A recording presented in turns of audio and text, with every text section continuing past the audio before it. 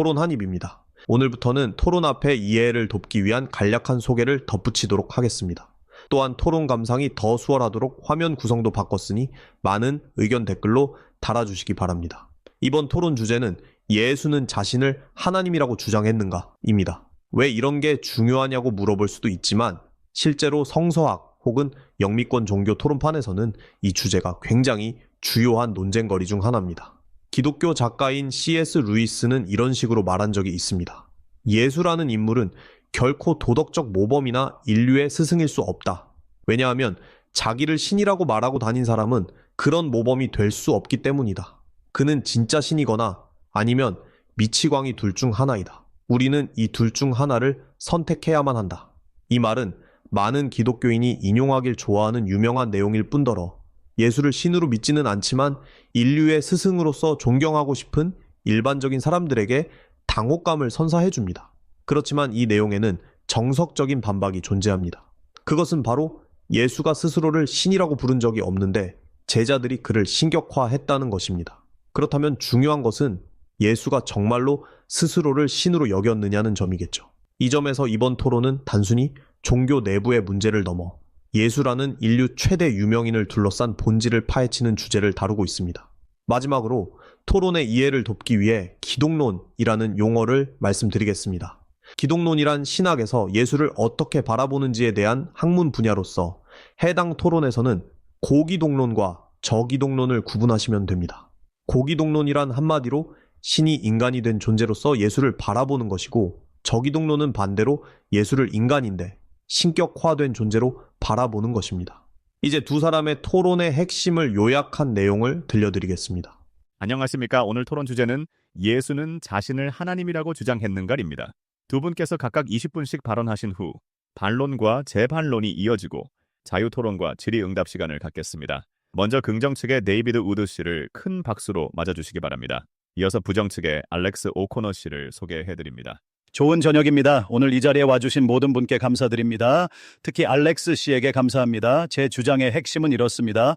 고대 유대교 문헌을 보면 하늘의 두 권능이라는 개념이 등장하는데 이는 하나님 외에 또 다른 신적 존재가 있음을 시사합니다.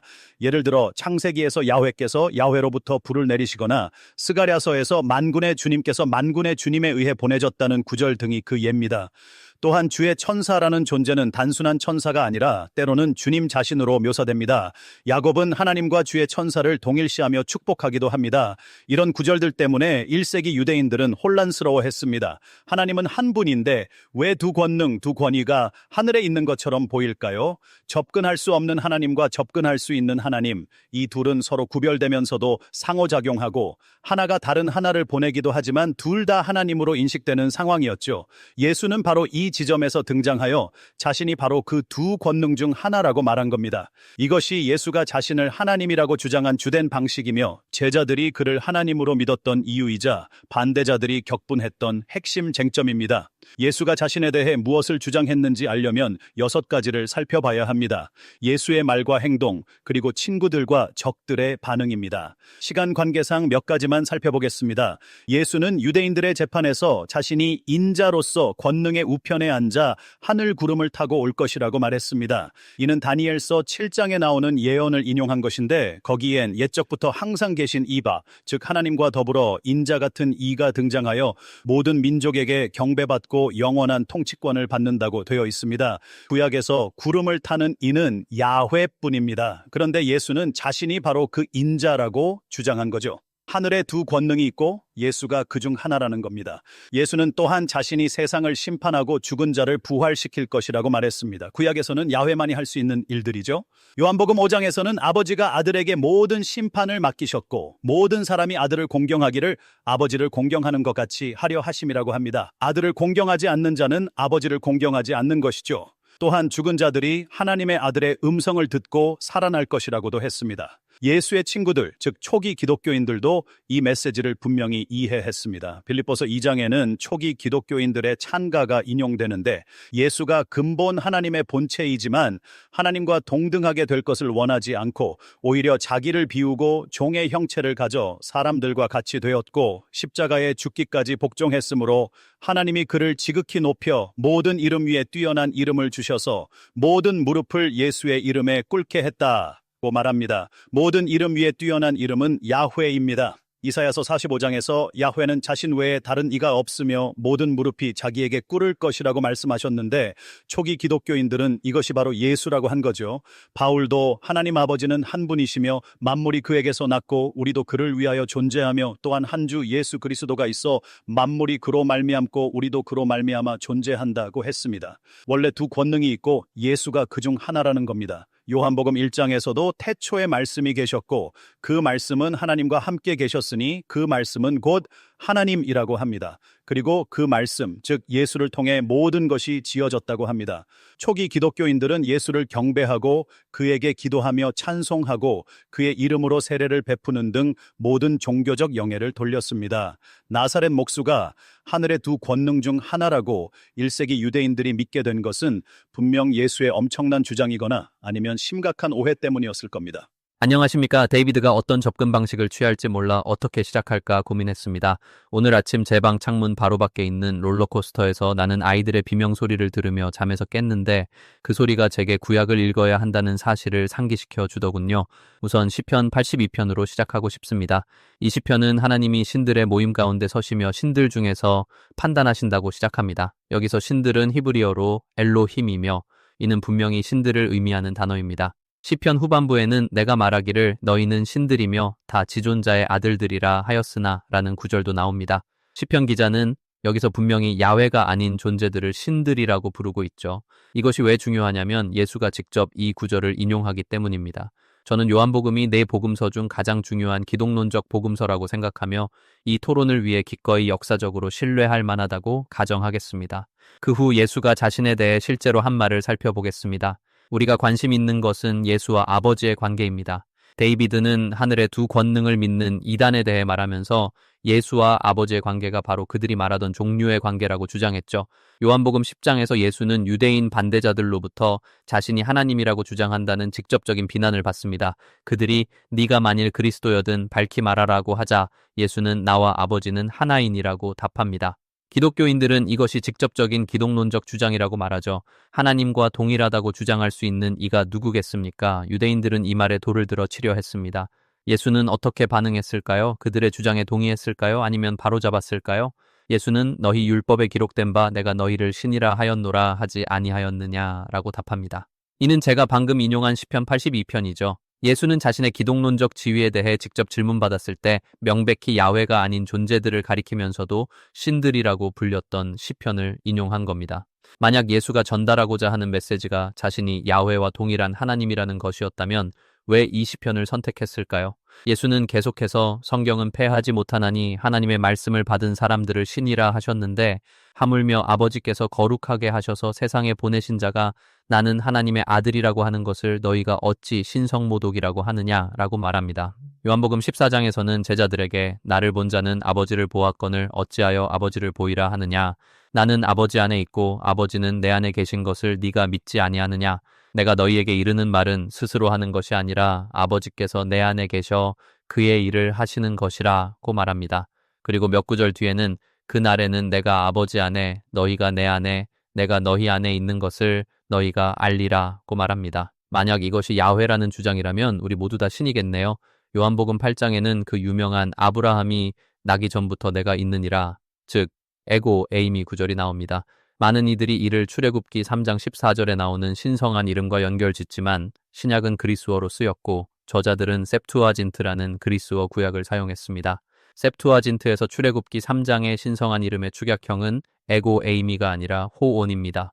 에고 에이미는 요한복음에서 내가 그니라처럼 평범하게 사용되기도 합니다. 설령 이것이 신성한 이름의 언급이라고 가정하더라도 초기 유대 문헌에는 야훼가 아닌 존재에게 야훼의 이름을 부여하여 그의 대리자로서 권위를 행사하게 하는 전통이 있습니다. 데이비드가 언급한 야훼의 천사도 그 예시가 될 수 있지만 히브리서 1장에서는 하나님이 아들을 통해 마지막 날에 말씀하셨다고 합니다. 이는 예수가 구약시대의 천사였다는 주장과 모순되죠. 성경 박의 유대 문헌인 제3에녹서에서는 메타트론이 작은 야훼로 불리기도 하고 아브라함의 묵시록에서는 야훼리라는 천사가 하나님의 이름을 지니고 나타납니다. 이런 맥락에서 요한복음 8장 58절은 아브라함에게 약속된 구원의 성취자로서 자신을 드러내는 것일 수 있습니다. 예수가 스스로 아브라함 이전에 존재했다고 주장한 것은 맞지만 계시록에서 세상 창조 때부터 죽임당한 어린 양을 언급하거나 예레미야에게 너를 태어나기 전부터 알았다라고 한 것처럼 하나님의 계획이 태초부터 정해져 있었음을 시적으로 표현한 것일 수 있습니다. 유대인들이 신성모독이라고 돌을 들었던 것은 그들이 예수의 말을 오해했기 때문일 가능성이 큽니다. 요한복음의 전체 주제는 유대인들이 예수의 말을 얼마나 철저히 오해했는가입니다. 사도행전 6, 7장에서 세우데바는 성전을 헐고 모세의 율법을 바꾼다는 거짓 고발로 신성모독죄로 돌에 맞아 죽습니다. 모세의 관습을 바꾸는 것만으로도 신성모독죄가 성립한다면 예수가 신성모독을 했다는 비난 역시 너무 깊이 해석할 필요는 없을 겁니다. 중요한 것은 신성한 이름이 다른 존재에게 부여되어 그들이 야훼 자신이 아니면서도 하나님의 권위를 가질 수 있다는 점입니다. 요세푸스는 알렉산더 대왕이 예루살렘에 접근했을 때 야훼의 이름을 지닌 제사장이 나오자 알렉산더가 그 앞에 절했다고 기록합니다. 알렉산더는 제사장에게 절한 것일까요? 아니면 그 안에 있는 신성한 이름에 절한 것일까요? 모두가 예수에게 무릎을 꿇는다는 것도 그가 모든 이름 위에 뛰어난 이름을 받았기 때문입니다. 예수는 끊임없이 자신의 권위로 말하는 것이 아니라고 합니다. 요한복음 12장 44절에서 나를 믿는 자는 나를 믿는 것이 아니요 나를 보내신 이를 믿는 것이며 라고 외칩니다. 저는 서두에서 1세기의 유대교 내에 하늘의 두 권능에 대한 흥미로운 논의가 있었다고 말씀드렸습니다. 예를 들어 창세기 22장에서 아브라함에게 아들을 바치라고 명하신 분은 하나님이신데 나중에 아브라함을 부른 것은 주의 천사였고 그 천사는 아브라함이 아들을 자기에게 아끼지 아니하였다고 말합니다. 하나님과 주의 천사가 동일시되는 거죠. 이런 상황에서 예수가 등장하여 자신이 그 두 권능 중 하나라고 주장한 겁니다. 알렉스 씨는 천사나 사람이 신적 권위를 부여받을 수 있다고 제안하는 것 같은데 여기에는 문제가 있습니다. 출애굽기 33장에서 주님은 모세에게 내가 너희와 함께 올라가지 아니하리니 너희는 목이 곧은 백성인즉 내가 길에서 너희를 진멸할까 염려함이니라고 말씀하시면서 천사를 보내겠다고 하십니다. 이전에는 주의 천사가 그들을 인도했는데 이제 주님 자신이 가지 않겠다고 하시는 거죠. 주님이 말씀하시는 겁니다. 이런 구절들 때문에 혼란이 있었고 예수가 그 논의에 참여한 겁니다. 예수는 자신이 아버지의 신성한 아들이며 다윗 왕의 주이며 하늘 구름을 타고 오는 인자라고 주장했습니다. 이에 대해 알렉스 씨는 시편 82편과 그 구절을 사용한 예수의 말을 인용했습니다. 유대인들이 예수를 하나님이라고 주장한다고 비난하자 예수는 너희 율법에 내가 너희를 신이라 하였노라 기록되지 아니하였느냐라고 답했죠. 이것은 예수가 너희가 오해하고 있다. 나는 평범한 사람이다라고 말하는 게 아닙니다. 요한복음 전체와 다른 복음서들을 보면 예수는 결코 자신을 평범한 사람이라고 주장하지 않습니다. 여기서 예수는 율법적인 허점을 지적하는 겁니다. 그들은 분명 당신이 하나님의 아들이라고 주장하는 것은 하나님과 동등하다고 주장하는 것이고 따라서 신성모독이다라고 주장하고 있죠. 이에 대한 예수의 답변은 시편에 보면 하나님도 사람들을 엘로힘이라고 부르시던데 단순히 누군가에게 신적인 칭호를 사용했다라고 해서 그것이 신성모독이고 사형에 해당한다고 말할 수는 없어. 그 칭호가 하나님으로부터 온 것이 아니고 거짓이라는 것을 증명해야지. 너희는 그렇게 했어? 아니지. 그럼 나를 죽여서도 안 되는 거지 라는 의미입니다. 이것을 예수가 자신을 평범한 사람이라고 주장하고 있다고 해석한다면 정말 놀랍네요. 또한 알렉스 씨는 요한복음 17편을 인용하며 예수가 우리 모두가 하나님과 가질 수 있는 평범한 관계를 주장하고 있다고 했는데 같은 장에서 예수는 아버지여 창세 전에 내가 아버지와 함께 가졌던 영화로서 지금도 아버지와 함께 나를 영화롭게 하옵소서라고 기도합니다. 이것은 예수가 창세 전에 아버지와 함께 영광을 누렸다고 주장하는 것처럼 들립니다. 평범한 사람이라고 주장하는 것 같지도 않고 너희가 내 말을 다 오해했다. 이건 그냥 큰 오해일 뿐이야 라고 말하는 것 같지도 않습니다. 예수는 자신이 모든 사람의 최종 심판자라고 했습니다. 구약에서는 야훼께서 심판의 보좌에 앉으신다고 했는데 예수는 그래, 그게 나다 라고 답한 거죠. 구약에서는 야훼께서 죽은 자를 살리신다고 했는데 예수는 자신이 부활 때 죽은 자를 살리는 자라고 말했습니다. 무덤에 있는 자들이 하나님의 아들의 음성을 들을 것이라고 했죠. 이것이 우리 다 마찬가지야. 모든 사람이 하나님의 아들이고 사람들을 죽음에서 살리는 자야 라는 의미라면 정말 이상한 표현입니다. 이제 그의 친구들이 한 말을 봅시다. 알렉스 씨는 사도행전 7장의 세우데반을 인용했는데 이 구절은 서론에서 제가 말한 모든 것을 증명합니다. 세우데반은 유대 지도자들을 가장 혹독한 말로 꾸짖습니다. 하지만 그들은 아직 폭력적으로 변하지 않았습니다. 그들이 격분한 것은 세우데반이 보라 하늘이 열리고 인자가 하나님 우편에 서신 것을 보노라고 외쳤을 때입니다. 하늘에 두 권능이 있고 예수가 그중 하나라는 거죠. 바로 이 순간 그들은 귀를 막고 소리 지르며 세우데반에게 달려들어 돌로 쳐 죽입니다. 세우데반은 죽기 직전에 주 예수여 내 영혼을 받으시옵소서라고 기도합니다. 이것이 그냥 하나님 옆에 있는 평범한 사람에게 할 말인가요? 아닙니다. 이것은 예수가 사람들의 영혼을 받는 분이라는 뜻입니다. 알렉스 씨는 이것이 단지 하나님이 누군가에게 권위를 부여한 것이라고 생각하지만 그렇게 보이지 않습니다. 예수가 그 권위 자체인 것으로 보이죠. 이것은 세우데반을 죽게 만들었을 뿐만 아니라 바울을 광분하게 만들었습니다. 사도행전에서 바울은 이 이름을 부르는 모든 사람을 결박할 권한을 받은 자입니다. 이름을 부른다는 것은 구약에서 기도, 즉 야훼의 이름을 부르는 것을 묘사하는 방식입니다. 바울은 기독교인들이 야훼의 이름을 불러야 할 방식으로 예수의 이름을 부르는 것을 본 것입니다. 이것이 왜 중요하냐면 바울은 예수 십자가 처형 후 약 2년 만에 기독교로 개종했습니다. 이것은 예수 시대 이후 50년이나 60년 뒤에 일어난 일이 아닙니다. 우리는 기독교인들이 예수 십자가 처형 후 2년 안에 야훼의 이름을 부르는 방식으로 예수의 이름을 불렀다는 것을 알 수 있습니다. 이것이 오해라면 정말 거대한 오해일 것이고 예수는 역사상 최악의 의사소통가였음에 틀림없습니다. 우리가 서로 다른 목적을 가지고 상대방의 주장에 답변하고 있기 때문에 상황이 다소 복잡해지고 있습니다. 야훼의 천사가 실제로 예수일 수도 있다는 주장에 대해 들었습니다. 저는 제가 주석의 최종 권위자라고 주장하는 것이 아니라 어떤 설명이 더 적절하다고 생각하시는지 묻고 있을 뿐입니다. 저는 하늘의 두 권능 이론 대신 신성한 이름을 지닌 모델을 제안했습니다. 출애굽기 23장 20절에서 21절 같은 구절, 내가 사자를 내 앞서 보내어 길에서 너를 보호하여 너를 내가 예비한 곳에 이르게 하리니 너희는 삼가 그의 목소리를 청종하고 그를 노엽게 하지 말라. 그가 너희의 허물을 용서하지 아니할 것은 내 이름이 그에게 있음이니라. 를 볼 때 어떤 해석이 더 잘 들어맞는지 묻고 싶습니다.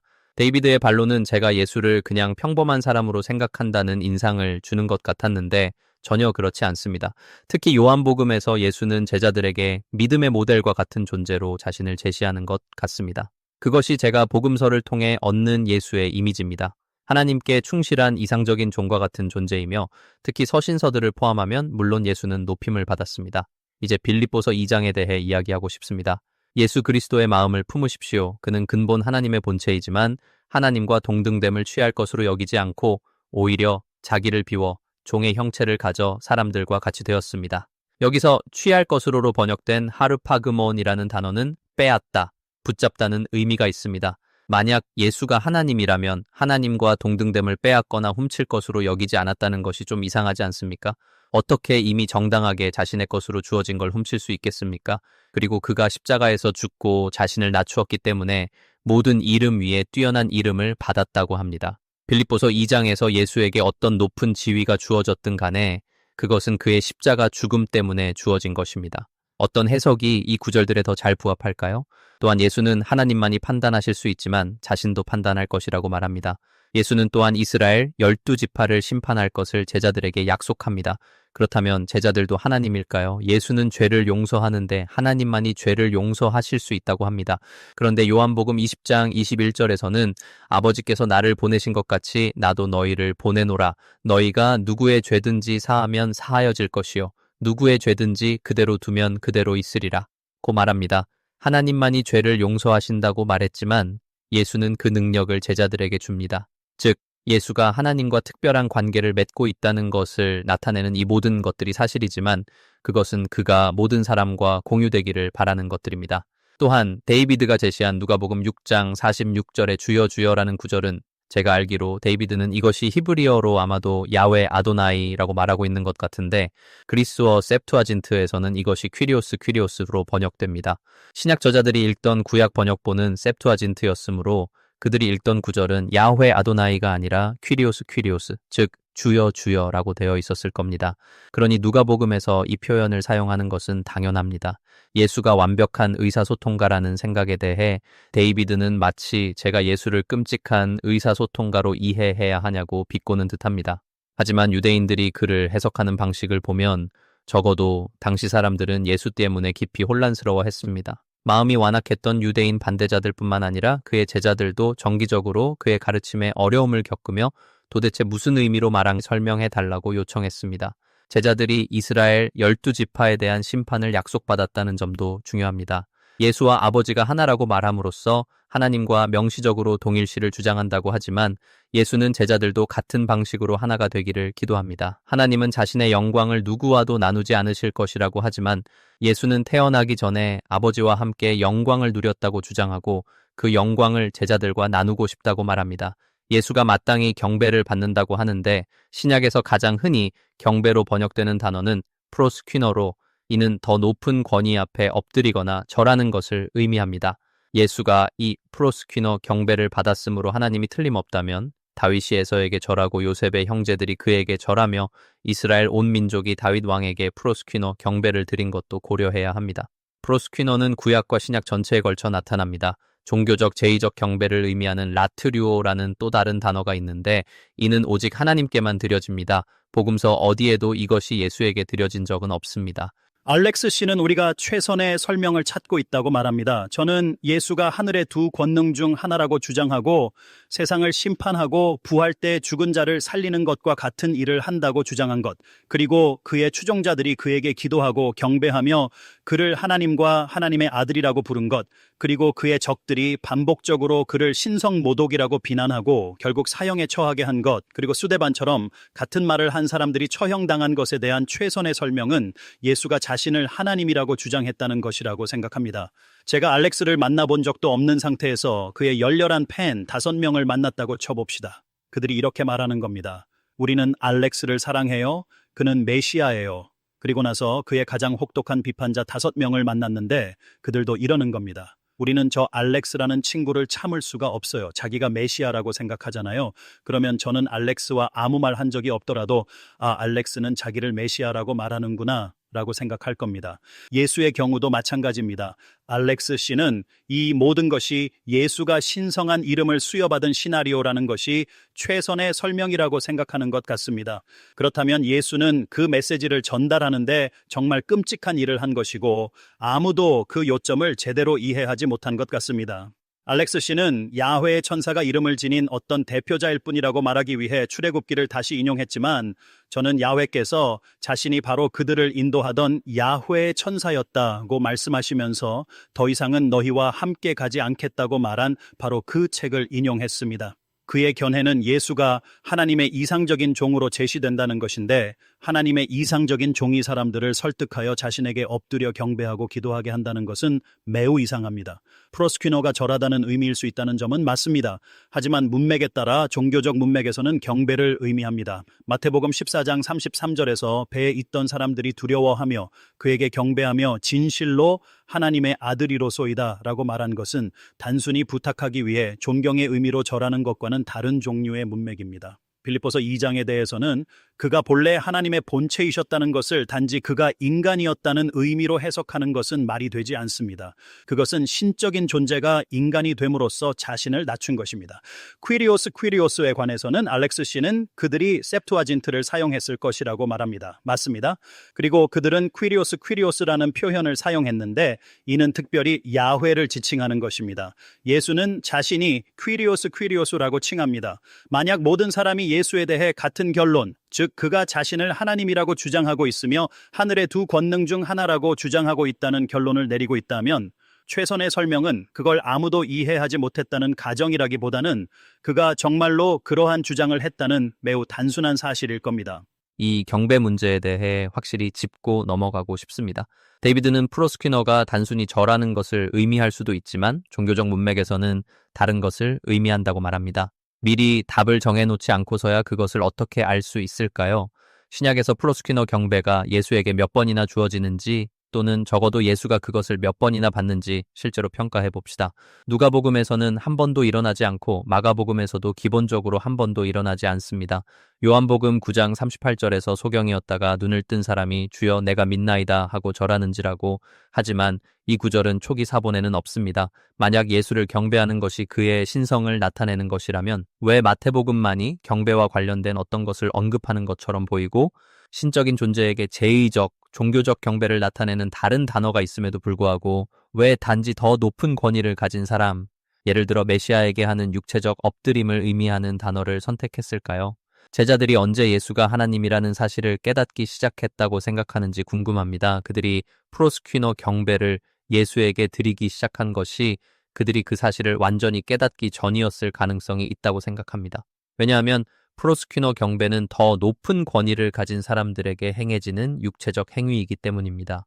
셉투아진트에서 롯은 두 천사에게 경배하고 아브라함은 헷 족속에게 경배하며 야곱은 에서에게 경배하고 요셉의 형제들은 그에게 경배합니다. 이 모든 것이 같은 용어인 프로스퀴너입니다. 데이비드가 때때로 이 프로스퀴너가 제의적, 종교적 경배를 의미할 수 있다고 주장하고 싶다면 그 구분 기준이 무엇이며 미리 답을 정해놓지 않고서야 어떤 종류의 경배가 이루어지고 있는지를 무슨 수로 알 수 있는지 묻고 싶습니다. 사람들이 그것을 의미하기 위해 사용하는 다른 단어가 있음에도 어떤 이유에서인지 이 경우에는 그 다른 단어가 사용되지 않았다면 말입니다. 광야에서의 유혹에서 사탄이 예수에게 자신을 경배하라고 요청하자 예수는 기록되었으되 주 너의 하나님께 경배하고 다만 그를 섬기라 하였느니라고 말합니다. 여기서 경배하다는 프로스퀴너이고 섬기다는 라트류오, 즉 제의적, 종교적 경배입니다. 이것은 프로스퀴너 경배는 괜찮지만 라트류오 경배는 하나님께만 드릴 수 있는 특별한 것이라는 점을 재확인시켜줍니다. 제임스 던의 핵심 저술에 따르면 신약 전체 어디에도 라트류오 경배가 예수에게 드려졌다는 언급은 단 한 번도 없습니다. 과연 왜 그럴까요? 이제 자유토론 시간입니다. 알렉스 씨, 먼저 질문하시겠습니까? 데이비드 씨께 예수와 아버지의 관계, 특히 아버지로부터 부여받은 권위에 대해 질문하고 싶습니다. 예를 들어 예수가 나사로를 죽음에서 살리기 전에 왜 기도했다고 생각하십니까? 구약에서는 하나님을 모든 육체의 하나님이라고 말합니다.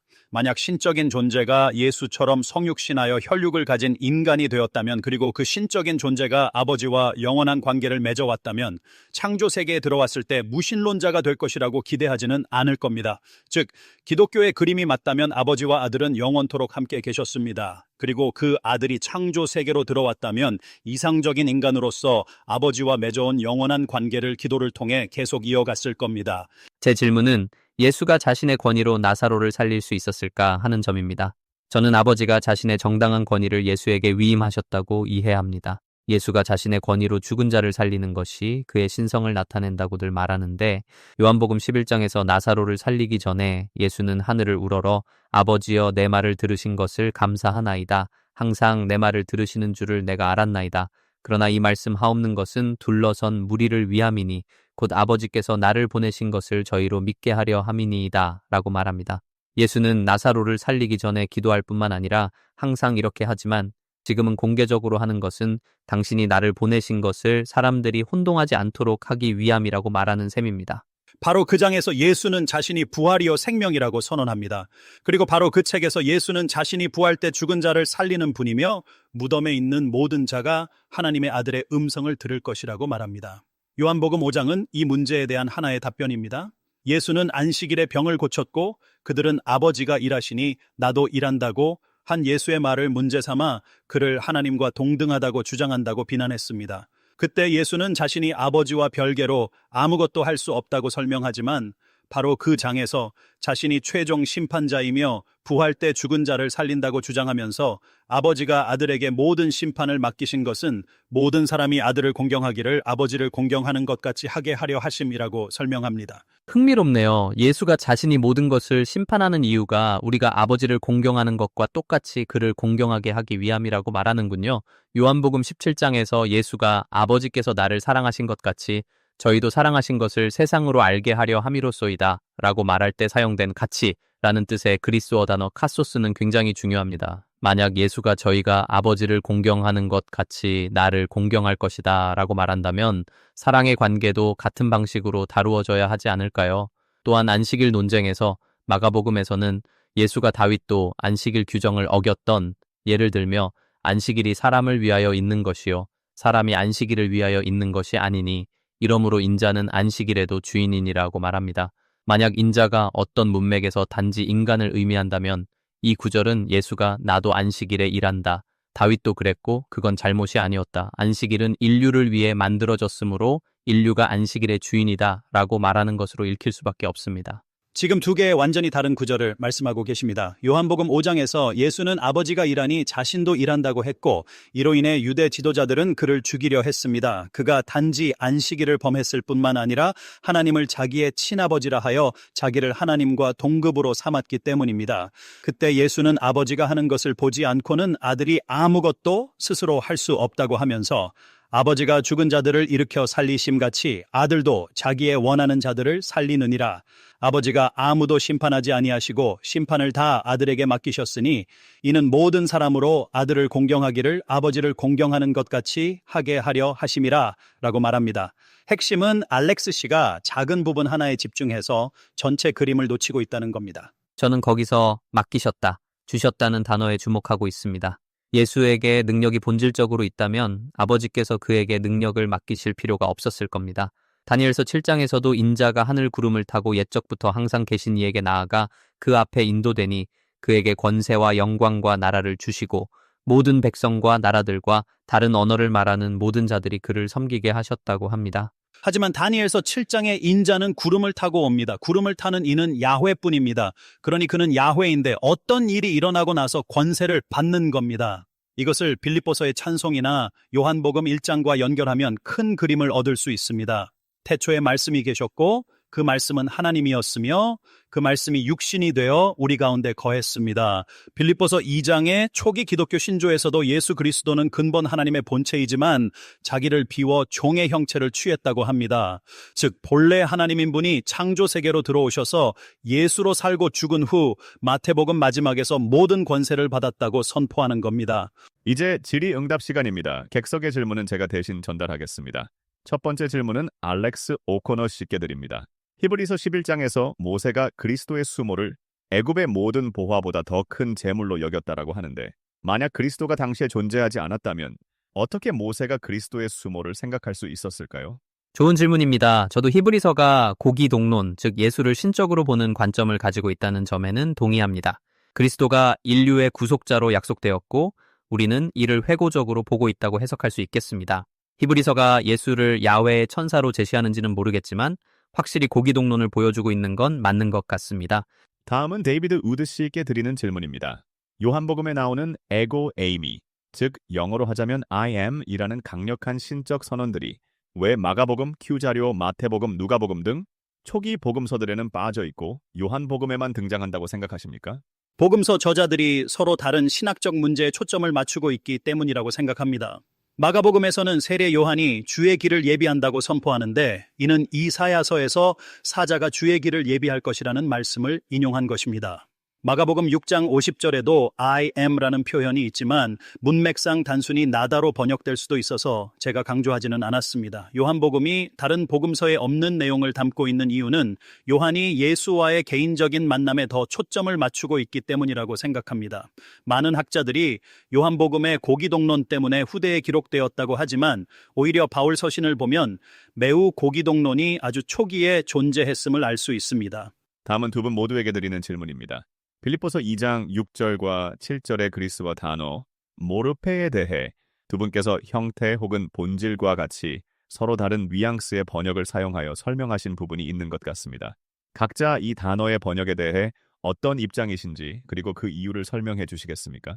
바울의 기독론 문제는 예수가 자신을 하나님이라고 주장했는지의 문제보다 부차적이라고 생각합니다.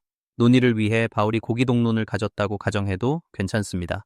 모로페의 가장 분명한 번역은 형태나 모양일 겁니다. NIV 번역가들은 누군가가 하나님의 형태를 가졌다는 것이 무엇을 의미하는지 생각했을 겁니다. 그것은 본질적으로 하나님이라는 의미로 해석될 수 있고 그래서 NIV는 종종 문자적 정의보다는 의미에 따라 번역합니다. 던의 해석처럼 이것을 하나님의 형상으로 보고 그것이 나머지 구절과 맞지 않는다고 생각하지는 않습니다. 마가복음의 긴 결말 부분에서 예수가 다른 모르페로 두 사람에게 나타났다는 점은 지적할 가치가 있습니다. 만약 모르페가 본질을 의미한다면 마가복음 저자들이 왜 예수가 다른 모르페로 나타났다고 했는지 불분명합니다. 저는 그것이 완벽하게 말이 된다고 생각합니다. 누군가가 외모를 바꾼다고 말하면 말이 되죠. 누군가가 하나님의 형태를 가졌다는 것이 무엇을 의미할 수 있을까요? 그것은 본질적으로 하나님이라는 어떤 것이 있어야 합니다. 마지막 질문입니다. 알렉스 오코너 씨께 드립니다. 바빌로니아 탈무드 산헤드린 38배는 다니엘서 7장에 대한 랍비들의 논의가 나오는데 한 랍비는 두 보좌 중 하나는 하나님을 위한 것이고 다른 하나는 다윗, 즉 메시아를 위한 것이라고 말합니다. 그러나 다른 랍비는 두 보좌 모두 하나님을 위한 것이며 하나는 정의를, 다른 하나는 자비를 위한 것이라고 반박합니다. 기독교 출현 이후에 랍비들이 왜 인자를 하나님으로 해석했을까요? 특히 이전에 고위 사제가 인자를 하나님으로 해석했을 가능성이 희박하다고 말씀하셨는데요. 그 구절을 직접 읽어봐야 정확히 답변 드릴 수 있겠습니다만 중요한 것은 예수 당시의 고위 사제가 어떤 견해를 가졌는가 하는 점입니다. 그 구절은 후대의 랍비들이 인자를 신적인 존재로 인식했음을 보여주는 것 같습니다.